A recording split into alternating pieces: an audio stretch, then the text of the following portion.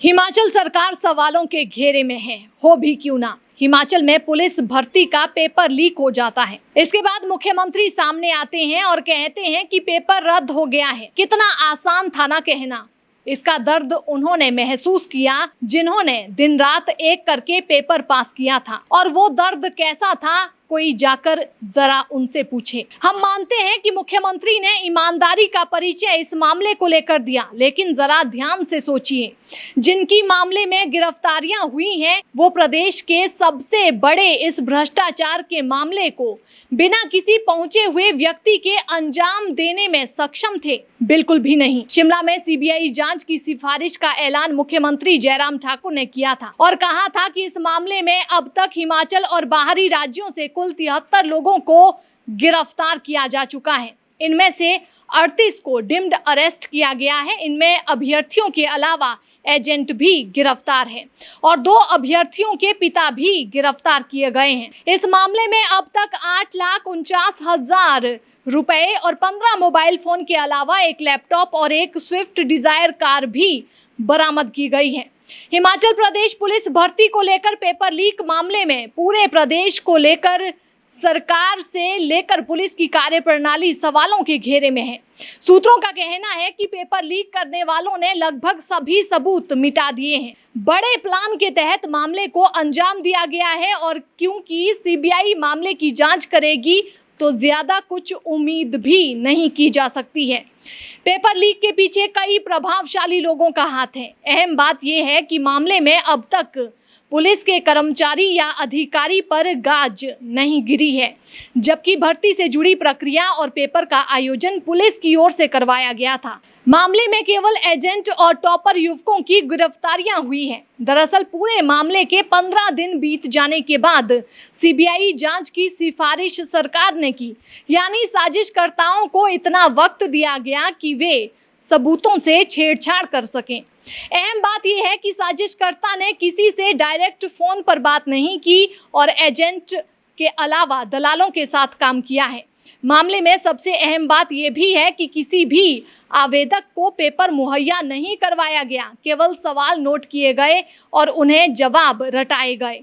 Paper की recovery सबसे बड़ा एविडेंस होता, लेकिन जब पेपर ही हाथ नहीं दिया गया तो फिर एविडेंस कहां से मिलेगा? पुलिस के पास आरोपियों के कबूलनामे से ज्यादा कुछ नहीं है। मामले में पूरी प्लानिंग की गई है और ऐसा लगता है कि जिसने साजिश की है वो पुलिस में कई मामलों की इन्वेस्टिगेशन कर चुका है, हर एक मूव पर नजर रही है। साजिशकर्ता ने एक अच्छे इन्वेस्टिगेटिव ऑफिसर की तरह काम किया।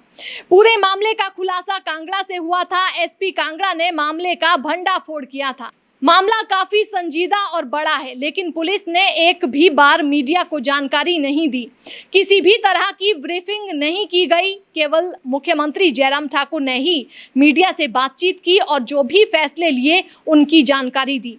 मामला सामने आने के बाद डीजीपी संजय कुंडू शिमला में सार्वजनिक कार्यक्रमों में झूमते हुए नजर आए, लेकिन मामले को लेकर एक शब्द नहीं कहा।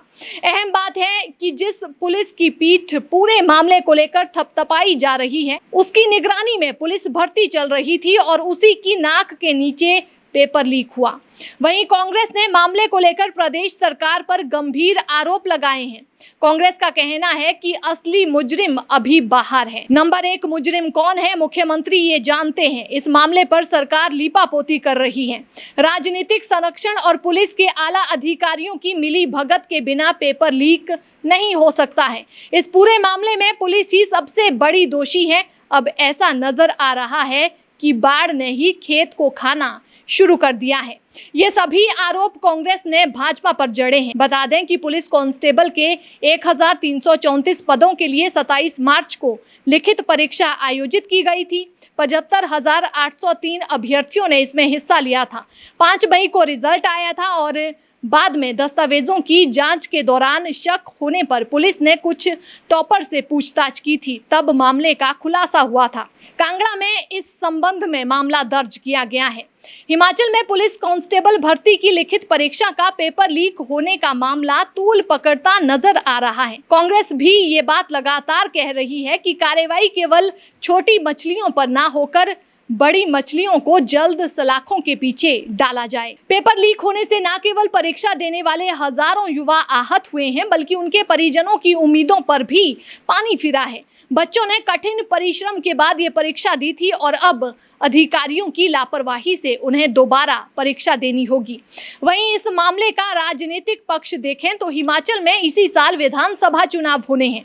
इससे पहले विपक्ष को बैठे बिठाए सरकार के खिलाफ बड़ा मुद्दा मिल गया है। इन चुनाव में ये मुद्दा सत्तारूढ़ भाजपा के लिए गले की फांस बन सकता है, क्योंकि ये मामला हजारों परिवारों से जुड़ा हुआ है। पुलिस कांस्टेबल की भर्ती 70,000 से अधिक युवाओं ने दी है। खासकर जिन युवाओं ने अपनी मेहनत से पेपर पास कर मेरिट में जगह बनाई है, उनके सपनों पर पानी फिर गया है। यही वजह है कि कांग्रेस के साथ साथ आम आदमी पार्टी और माकपा भी इस मुद्दे को जोर शोर से उठा रही हैं।